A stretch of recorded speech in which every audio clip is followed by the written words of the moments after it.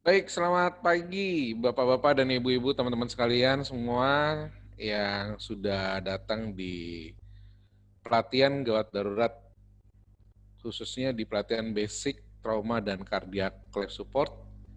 Bersama kami, Ambulan Gawat Darurat 118, dan pada kesempatan kali ini kita pelatihan dengan dua metode. Di era new normal ini, pelatihan BT dan CLS kita lakukan di dua macam.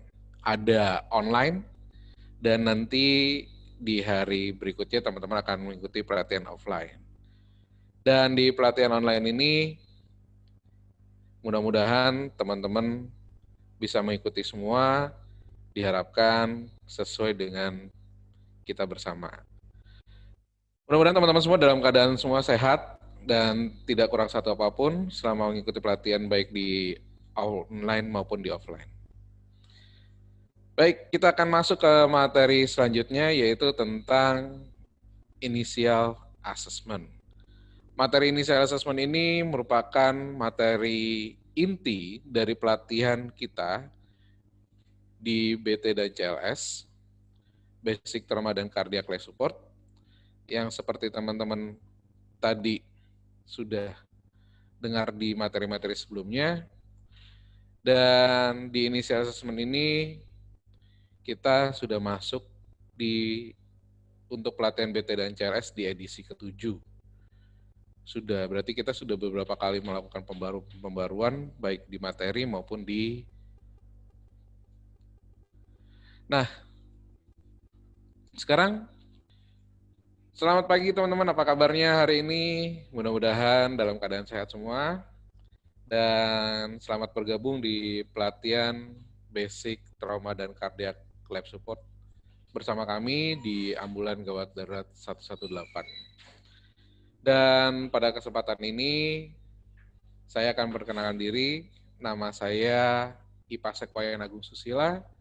Saya bertugas sehari-hari di Ambulan Gawat Darurat 118. Dan pada kesempatan kali ini, pada kesempatan online kali ini, saya dikasih kesempatan untuk membawakan materi tentang initial assessment. Dan materi initial assessment ini, saya harap teman-teman bisa mengikutinya, bisa. Kalau ada yang mau ingin ditanyakan, jangan ragu untuk menanyakan.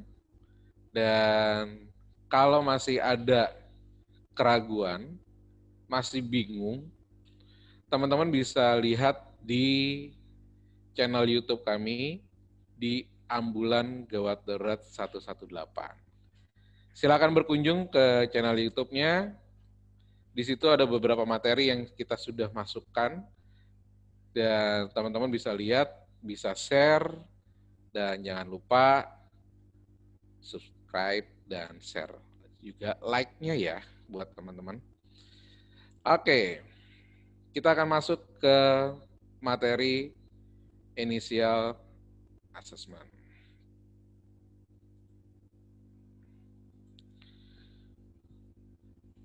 Ya, di slide-nya sudah bisa lihat semua? Baik, kita masuk ke materi initial assessment dan manajemennya. Bagaimana yang mesti dilakukan? Apa itu initial assessment dan tindakan-tindakannya bagaimana? Bersama kami tetap Ambulan Gawat Darurat 118 dan pada kesempatan kali ini pelatihan ini sudah memasuki edisi ke-7. Berarti kami sudah beberapa kali memperbaiki slide-slide dan sudah mengupdate mengikuti updatean yang terbaru, baik itu yang dikeluarkan oleh American Heart Association atau melalui Society Trauma for Nurse atau melalui American College of Surgeons. Jadi ini kita sudah samakan, jadi kita ikutin slide-slide yang ilmu-ilmu yang terbaru dari mereka. Baik, ini ada sebuah skenario. Ada seorang pasien, laki-laki 45 tahun, datang ke UGD rumah sakit tipe 3. Nah, ceritanya nih teman-teman di rumah sakit, teman-teman nih di tipe 3. Menggunakan kendaraan pribadi, riwayatnya jatuh saat mengendari sepeda, menghindari pejalan kaki, dan terbentur aspal. Pasien mengeluh sakit di leher, kepala, bingung, perubahan bentuk di pergelangan tangan dan kaki, pergelangan tangan kiri tidak bisa digerakkan. Itu tanda-tandanya. Sekarang, apa yang mau ditangani terlebih dahulu? Prioritas apa yang mau ditangani? Terus bagaimana cara Anda menilai dan mengatasi masalah pasien? Kita mau pakai ABC, atau kita pakai CAB? Atau mau ngapain nih pasiennya? Out, jangan dijawab dulu. Kita akan lihat di materi-materinya sebelumnya. Oke, ini tujuannya. Tujuan dalam pelatihan kali ini diharapkan peserta mengetahui urutan yang benar penilaian dan penanganan pasien gawat darurat. Kemudian menggunakan prinsip primary dan secondary survey. Mengetahui mekanisme cedera, mengetahui pasien yang memerlukan rujukan. Jangan seperti biasanya, baru dapat pasien aneh, ya di pikiran pertama kali bukannya nangani pasien terlebih dahulu, tapi yang dipikirkan pertama kali adalah mau dirujuk kemana nih pasien. Jadi jangan setelah pelatihan ini diharapkan, jangan seperti itu lagi ya. Baik, apa itu primary survey? Primary survey adalah suatu penanganan atau suatu penilaian awal terhadap suatu keadaan yang mengancam nyawa. Dan primary survey ini nilai berulang-ulang, tapi dengan cepat dan teliti. Diulang. Apa aja yang termasuk dalam primary survey? Yang termasuk dalam primary survey, A, B, C, D, E, F, G, H, atau A, B, C, D, E, atau A, B, C saja. Kita akan lihat nanti. Prinsip, apalagi di era sekarang, di era COVID-19. Yang mesti teman-teman ingat adalah, pertama, 3A. Aman diri, aman pasien, aman lingkungan. Ketemu pasien jangan jadi pahlawan kesiangan lagi. Ingat, sudah banyak teman-teman kita yang tertular. Jadi, ketemu pasien, 3A terlebih dahulu. Aman diri kita aman nggak untuk menolong pasien? Gimana caranya? Ya, sesuai dengan SOP yang berada di rumah sakit masing-masing. Teman-teman mau pakai APD level 1, level 2, atau level 3, terserah. Kemudian, jangan lupa pasang sarung tangan. Pelindung mata, masker, penutup kepala, penutup sepatu, gaunnya pasang. Setelah aman diri, teman-teman pastikan aman lingkungan. Aman pasien yang terlebih dulu. Pasiennya aman nggak untuk kita tolong? Kemudian lingkungannya aman nggak? Jangan sampai pasiennya ada kejadian di pinggir jalan, kita main tolong aja. Tahu-tahu malah mengakibatkan cedera yang lain nanti kita. Nah, dalam basic trauma life support, initial assessment yang mesti dilakukan adalah pertama kali pasien yang mesti kita lakukan adalah lihat kesan umum pasien ini. Pasien umum ini gimana kesan umumnya? Pasien trauma atau pasiennya non-trauma? Taunya dari mana pasien trauma atau non-trauma? Dari proses kejadiannya atau mekanisme cederanya. Atau bahasa kerennya biomekanika traumanya.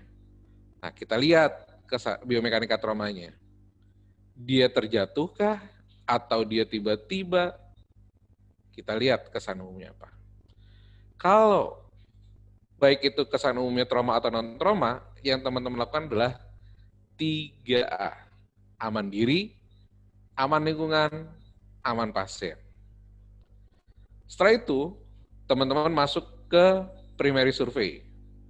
Mulai dengan A, B, C, D, E, plus F, G, H, I. Ini yang teman-teman lakukan. Nah, katanya ada algoritma yang baru, CAB. Oke, jangan dibahas dulu, simpan dulu pertanyaan itu. Kita pakai ABC atau CAB. Untuk sementara ini, teman-teman lihat aja dulu. Kalau pasiennya yang kita lakukan pertama kali, ABC. Kemudian, setelah ABC kita tangani, setelah primary survei kita tangani, kita masuk ke tahap berikutnya, yaitu secondary survei. Apa tuh secondary survei? Pemeriksaan selanjutnya yang kita lakukan. Dari mana kita periksa? Seperti biasa yang teman-teman lakukan. Pertama, lihat pemeriksaan dari ujung kepala sampai ujung kaki. Lihat dari ujung kepala sampai ujung kaki, apa yang dicari? BTLS juga. Nama pelatihan juga. Bukan, BTLS ini sebuah singkatan. Basic Trauma Life Support. Salah. Singkatannya adalah bentuk, tumor, luka, dan sakit. Terus, periksa. Apa aja yang periksa? Dari ujung kepala. Periksa, ada nggak perubahan bentuk? Ada nggak benjolan? Ada nggak luka? Ada nggak sakit waktu kita tekan? Kemudian, periksa lagi. Apa yang mau diperiksa? Habis pemeriksaan dari atas kepala sampai kaki, lihat lubang-lubangnya. Apa yang mau dilihat di lubang-lubangnya? Ada nggak perdarahan yang keluar dari lubang-lubang tersebut? Kemudian, cek tanda-tanda vital.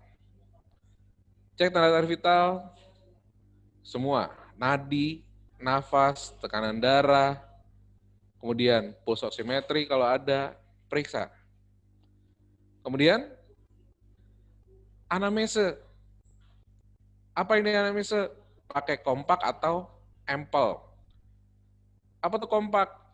Kompak adalah kerjasama yang pas. Bukan. Kompak itu adalah keluhan, obat, makan, penyakit, alergi, kejadian. Atau kalau ampel itu bahasa Inggrisnya, alergi, medication, past illness, last meal, event. Lihat. Setelah ini direvaluasi lagi, teman-teman baru pikirkan pasien ini. Masuk ke OK atau masuk ke ruangan intensive care atau pasien ini harus dirujuk. Pikirkan. Dan pada saat ngerujuk juga pikirkan rumah sakit mana yang akan kita tuju untuk pasien tersebut. Terus bagaimana menilai pasien dalam waktu 10 menit? 10 detik awal. Gampangnya. Kalau pasiennya sadar langsung aja. Tanyakan namanya siapa. Terus tanyakan gimana kejadiannya. Dari dua pertanyaan ini, teman-teman dapat menilai, pertama, kalau dia berhasil menjawab, contoh, namanya siapa? Agung. Artinya apa? Waktu dia nyebutkan nama Agung, itu kan tidak ada sumbatan. Berarti RW dan breathing-nya baik untuk sementara. Tapi kalau ditanya, Pak, namanya siapa? Agung. Terus kejadian gimana? Tadi saya, nah kalau mulai ngomongnya putus-putus, ini artinya apa? RW-nya terganggu atau breathing-nya yang terganggu? Betul. Yang terganggu adalah breathing-nya, bukan RW-nya. Lah, kenapa? Karena dia masih bisa berbicara tapi terputus-putus. Terus kalau RW terganggu, kita lihat bagaimana ada sumbatan atau tidak. Taunya dari mana? Waktu diajak ngomong, ada nggak suara snoring, gagging, atau stridor? Nanti akan dibahas di materi berikutnya, di RW dan breathing. Terus, kalau dia masih bisa berbicara dengan baik, sirkulasi dan decibelity-nya mungkin baik. Kalau dia mulai, kejadiannya gimana? Nah, mulai tuh ada gangguan yang lain. Terus kemudian, kalau masuk ke secondary survey, atau kalau pasien tidak respon, mau ngapain? Kalau pasien tidak respon, kita akan masuk ke primary survey juga sama. nilai juga A, B, C, D. Gimana cara periksanya? Tetap RW. Ingat, pada RW dia nggak diri sendiri, tapi dia punya teman. Nah, apa temannya? RW selalu ingat kontrol servikal. Nah, waktu RW kontrol servikal, teman-teman juga lihat ada nggak pasien ini tanda-tanda fraktur servikal. Terus, bagaimana cara menilai RW kalau pasiennya tidak sadar? Tadi, dengarkan, ada nggak suara napas tambahan? Apa aja? Ada gargling, ada snoring, ada stridor. Teman-teman periksa. Itu untuk RW. Breathing. Waktu breathing, lihat pernapasannya. Cepat atau lambat. Terus, kalau pernapasannya cepat, pikirkan untuk pemberian oksigen. Kemudian, sirkulasi. Lihat, ada perdarahan tidak? Kalau ada perdarahan, stop bleedingnya. Itu untuk perdarahan yang eksternal. Terus untuk perdarahan internal gimana? Untuk perdarahan internal, teman-teman nilai lagi. Di mana lokasi-lokasi yang bisa menampung darah banyak? Curigai. Kapan kita curigai? Kita curigai pada saat kalau perdarahan di eksternal kita sudah hentikan, tapi pasiennya tetap shock. Nah, tahu dari pasien ini shock dari mana? Nanti ada materinya lagi. Kemudian, disability, kita nilai tingkat kesadaran pasien ini. Dengan cara apa? GCS. Nilai GCS-nya. Nah, ini tadi yang sudah sedikit saya bahas. Pada RW, ingat selalu kontrol servikal. Apa tuh RW tadi? RW adalah jalan nafas. Kontrol servikal. Kapan kita kontrol servikal? Kalau kita curigai pasien ini fraktur servikal. Tanda-tandanya apa? Ada yang masih ingat? Ya, ada 4 tanda. 1, adanya jejas di atas klavikula ke arah kranial. Itu yang pertama. Yang kedua, adanya trauma kapitis yang disertai dengan penurunan kesadaran. Yang ketiga, keluarnya, ayo apa lagi? Ada trauma kapitis yang disertai penurunan kesadaran, ada jejas dari klavikula ke arah kranial, adanya multiple trauma, dan adanya biomekanika trauma yang mendukung. Itu tanda-tanda dari fraktur servikal. Kalau ketemu pasien seperti itu, teman-teman jangan coba-coba memanipulasi gerakan leher. Kenapa nggak boleh manipulasi gerakan leher?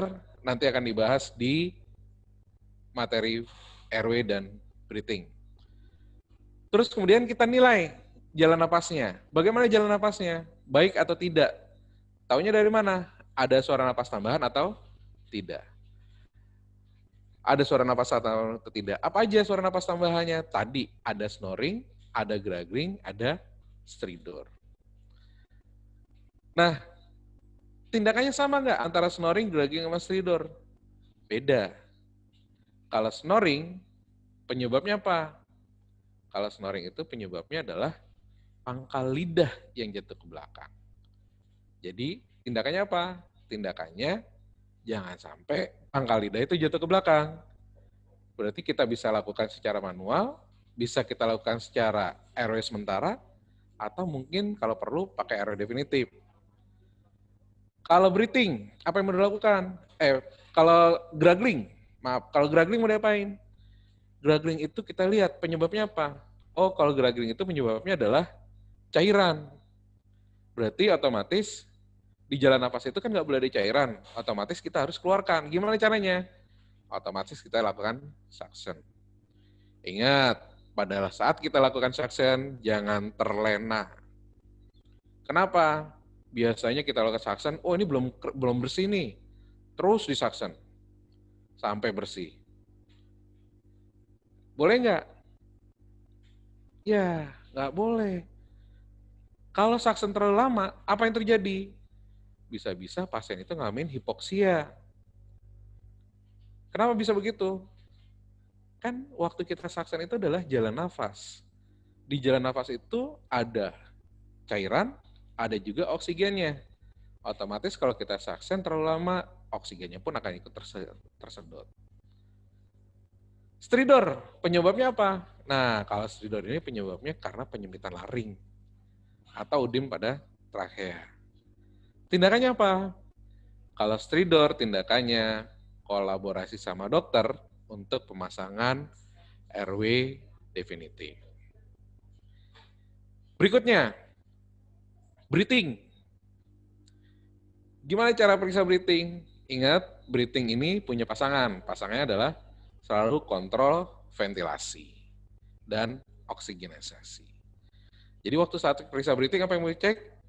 Pernapasannya. Lihat pernapasannya. Napasnya cepat atau tidak. Kemudian, kalau teman-teman punya saturasi O2, pasang saturasi O2-nya. Berapa nilainya? Normalnya? Oke, betul. Di atas 95%. Itu untuk menilai breathing. Nah, ternyata pasiennya pernapasannya sesek. Ingat, karena pasiennya masih bernapas, otomatis yang kita berikan adalah oksigen. Dengan cara apa pemberian oksigennya? Bisa menggunakan nasal kanul, bisa menggunakan rebreathing mask, bisa menggunakan non-rebreathing mask. Nah, pada pasien dengan kasus trauma kebanyakan mengalami hipoksia. Otomatis yang kita akan berikan adalah menggunakan non-rebreathing mask dengan ventilasi yang cukup tinggi dan konsentrasi yang tinggi. Ternyata setelah dikasih oksigen dengan non-rebreathing mask, pasien ini masih tetap sesek. Terus mau ngapain lagi? Cari penyebab sesaknya kenapa. Lihat, ada nggak gangguan pada torak yang bisa mengganggu breathing? Apa aja? Ada tension pneumotorak, ada hematotorak, ada open pneumotorak, ada valve chest yang disertai kondusio paru. Periksa. Dengan cara apa? IAPP. Nah, materi ini nanti akan juga dibahas di slide tentang trauma toraks. Nanti dibahas di materi-materi berikutnya. Sirkulasi. Pada sirkulasi apa yang mau dilihat? Sirkulasi selalu ingat kontrol perdarahan. Lihat, ada nggak perdarahan? Pertama yang teman-teman lihat, perhatikan kontrol perdarahan eksternalnya dulu. Kalau ada kontrol perdarahan, ada perdarahan eksternal, yang teman-teman lakukan adalah stop bleeding-nya. Tekan. Masih berdarah, tambah lagi. Kemudian, kalau eksternal sudah tertutup, dan ternyata pasien ini masih shock, yang teman-teman lakukan adalah apa? Cari, jangan-jangan ada perdarahan internal. Gimana caranya? Tadi, ada beberapa bagian dalam tubuh kita yang bisa menampung darah lebih dari 1 liter. Ini pun nanti akan dibahas di materi shock. Kemudian, jangan lupa, karena ini selain kontrol perdarahan, teman-teman juga harus perbaikan volume. Apa yang mesti dilakukan? Pada saat perbaikan volume, teman-teman harus lakukan pemasangan infus. Pasang infusnya 2 jalur. Ingat, pasang infusnya 2 jalur, bukan 2 line. Jadi, jagokan pakai 3-way. Kalau pakai 3-way namanya bukan 2 jalur ya. Pasang 2 tempat. Terus kemudian, ternyata nyari pembuluh darahnya susah. Nanti juga dibahas di shock, di materi shock. Kalau intravena susah, pilihan berikutnya apa sih? Kalau teman-teman biasanya pasti pilihannya berikutnya menganjurkan ke dokter adalah venaseksi. Kemudian, disability. Disability ini adalah pemeriksaan mineralogis. Jadi teman-teman akan nilai pasien ini GCS-nya berapa. Selain GCS, apalagi? Lihat pupilnya. Pembesarannya kanan sama kiri sama atau tidak. Terus, lihat kekuatan tonus ototnya. Kanan sama kiri sama atau tidak. Karena di sini kita akan menilai ada nggak kelainan-kelainan lain di kepala, di otak terutama. Habis itu, exposure. Buka seluruh tubuhnya. Bukan seluruh tubuhnya, buka bajunya. Apa yang mau dinilai? Kontrol suhu. Jangan sampai pasien ini mengalami hipotermi. Itu kalau exposure. Terus yang dinilai pada saat kita buka seluruh tubuh, lihat dari ujung kepala sampai ujung kaki, ada nggak tanda-tanda yang bisa mengancam nyawa tambahan lainnya. Kemudian ada FGHI. Apa tuh FGHI? FGHI adalah Foley catheter, gastric tube, heart monitor, dan imaging foto. Jadi teman-teman lihat, FGHI ini adalah sebuah pemeriksaan tambahan. Jadi kalau teman-teman misalnya di sirkulasi, saya mau tahu tentang, kan kita sudah input, kita harus tahu outputnya. Silakan, teman-teman boleh pasang Foley catheter di situ. Terus di breathing, karena kita lakukan ventilasi buatan, saya takutnya pasien ini kembung perutnya, mau pasang gastric tube, silakan. Heart monitor, mau dipasang kapanpun, silakan. Imaging, mau butuh di RW, boleh nggak? Boleh aja, tapi dengan satu syarat. Yang datang itu adalah alatnya, bukan pasiennya yang ke alat. Kalau harus pasien yang datang ke alat, ya imagingnya ditunda. Nanti kalau pasiennya sudah stabil. Ini ada sebuah gambar sebuah keluarga. Sebuah keluarga ini ada orang tua, ada anak, ada bayi, ada ibu hamil. Penanganannya gimana? Penanganannya semuanya prioritasnya sama, nggak ada perubahan. Tidak ada perbedaan.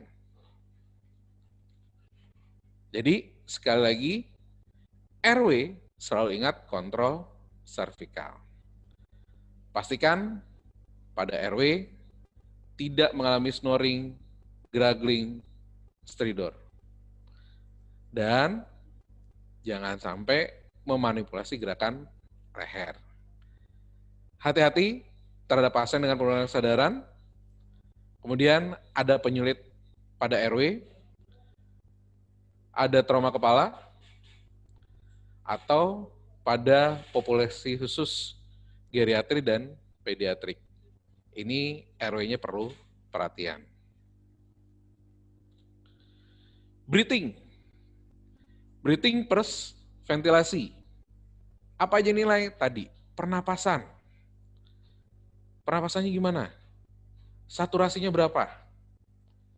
Perfungsi oksigenasinya gimana? Oh, saya nggak punya saturasi. Lihat aja pernapasannya. Lihat CRT-nya. Terus, sudah dikasih, kok masih sesak? Lakukan tadi yang namanya IAPP. Inspeksi, auskultasi, palpasi, dan perkusi pada bagian toraks. Lihat, ada nggak kelainan-kelainan di darahnya. Kemudian, pikirkan, pasien kita perlu ventilasi tambahan nggak? Ini harus kita pikirkan. Hati-hati, masalah di RW hampir sama dengan breathing kadang-kadang, teman-teman. Jadi yang mesti ditekankan sekali lagi, ingat, RW adalah jalan nafas. Sedangkan breathing adalah pernapasan. Jalan nafas sama pernapasan sama beda? Beda. Oke. Sirkulasi, kontrol perdarahan. Tadi sudah dibahas. Lihat, ada nggak perdarahan eksternal? Ada nggak perdarahan internal? Kemudian hitung jumlah nadinya. Lihat kekuatannya. Gimana? Terus, lihat perifer. Kulitnya dingin, lembab. Kemudian, waktu perbaikan volume. Teman-teman harus perhatikan lagi, hati-hati. Ada geriatrik, ada pediatrik, ada atlet, ada obat-obatan. Kenapa? Karena poinnya beda. Untuk atlet mungkin tekanan darahnya tidak sama dengan yang biasa. Pada orang tua juga sama. Terus pada orang tua kok perdarahannya kita stop nggak bisa-bisa ya? Kenapa? Pikirkan, jangan-jangan pasien ini sedang mengalami atau mengkonsumsi obat-obatan antikoagulan.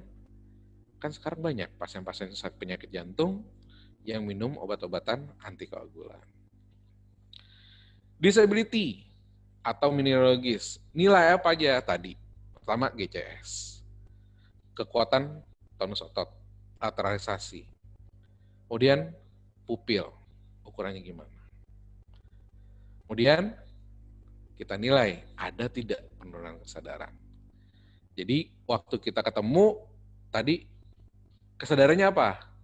AVPU. Apa tuh? Alert, verbal, pain, atau unrespond. Kemudian pas sampai disability kita nilai GCS. Apa aja yang dinilai pada GCS? Ada I, verbal, motorik, dan motorik. Kemudian exposure. Buka semua pakaiannya. Kenapa harus dibuka? Kita akan lihat seluruh tubuhnya, ada nggak perlukaan lain yang masih tertutup oleh tubuhnya, oleh bajunya. Kalau ada, lakukan tindakan. Atau waktu saat kita buka, ternyata ada jejas-jejas yang memberikan tanda-tanda lain. Pikirkan. Tapi setelah dibuka, jangan lupa ditutup lagi. Jangan sampai hipotermi. Apalagi di rumah sakit kita, suhu udaranya cukup dingin. Di UGD apalagi. Nah, masuk ke pemeriksaan tambahan. Ada apa aja? Tadi ada Foley catheter, ada gastric tube, ada heart monitor, ada X-ray.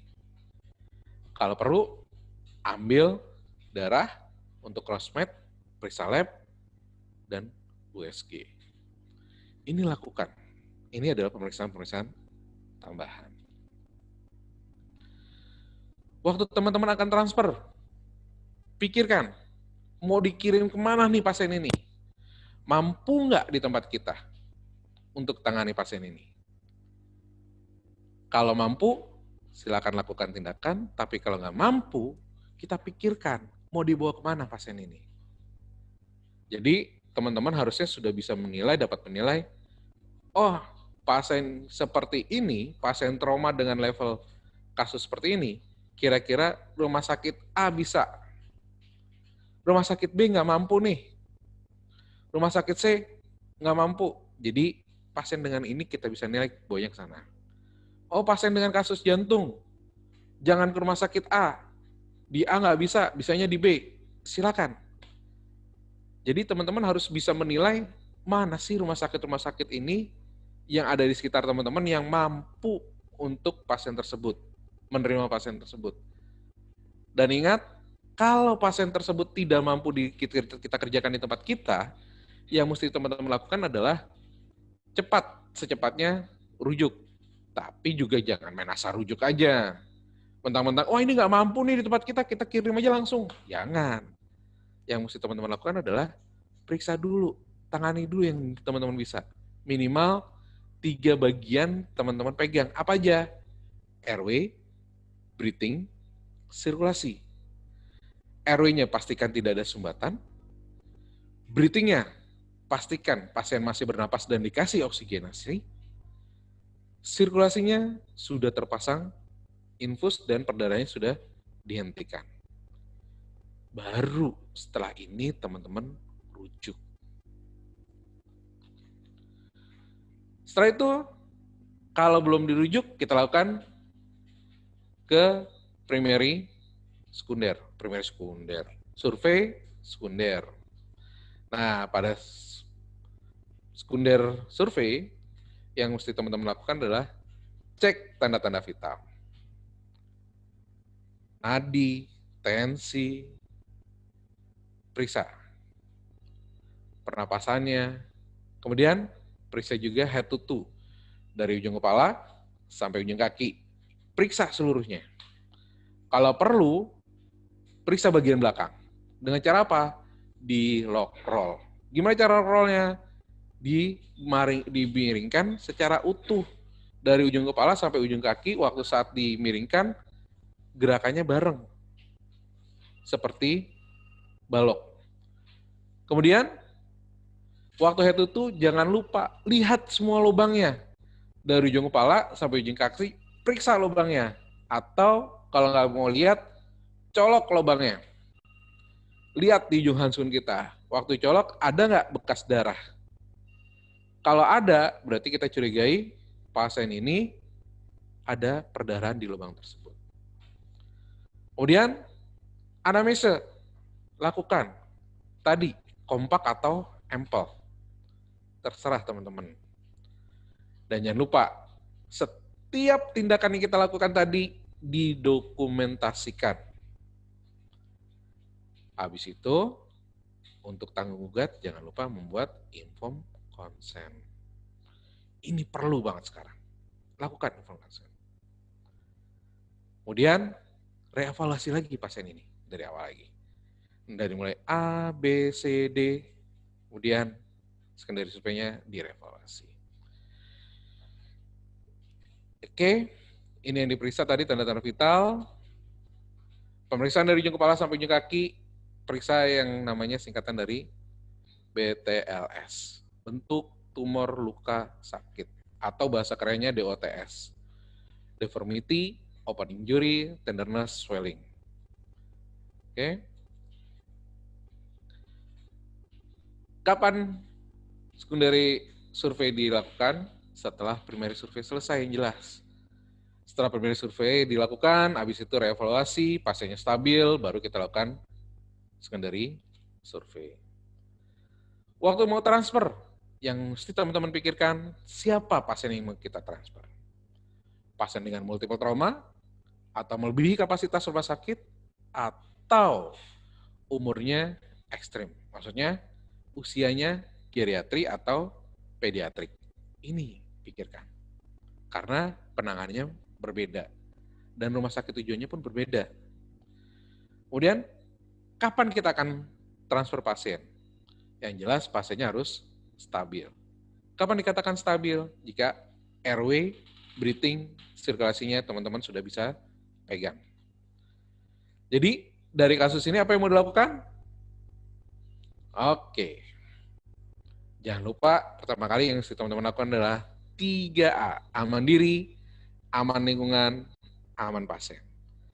Setelah 3A, kita nilai adalah kesan umumnya pasien ini. Trauma atau non-trauma? Dari kasusnya? Bagus. Dari kasusnya pasien ini dengan kasus trauma. Kemudian, cek kesadarannya dengan cepat dengan cara apa? AVPU. Alert, verbal, pain, atau unresponse. Kalau ini kira-kira apa? Oke, dia masih bisa mengeluh. Artinya, dia masih sadar penuh. Kemudian, kita masuk ke primary survey. Kita nilai RW-nya. RW-nya gimana? Baik atau tidak? Oh, ternyata RW-nya tadi dinilai adalah dia masih bisa mengeluh. Berarti nggak ada masalah pada RW. Tapi ingat, pasien ini terjatuh. Berarti punya pacarnya. Apa? Harus selalu kontrol servikal. Dia mengeluh sakit di leher dan kepala. Nah, harus kontrol servikal nih. Breathing. Breathing udah apain? Kasih oksigen. Sirkulasi. Kita lihat sirkulasinya. Di sini pergelangan tangan kirinya terjadi perubahan bentuk. Apa yang mesti dilakukan? Karena perubahan bentuk, kita curigai dia fraktur. Kalau fraktur, otomatis teman-teman lakukan pemasangan atau teman-teman harus lakukan imobilisasi. Dengan cara pasang apa? Terserah teman-teman. Mau pasang bidai boleh, mau pasang spalak boleh, mau pasang sprint boleh, terserah. Kemudian, habis itu pasang infus 2 jalur, kemudian disability. Lanjut ke tahapan berikutnya. Ada yang mau ditanyain dari materi ini? Ada yang mau diklarifikasi?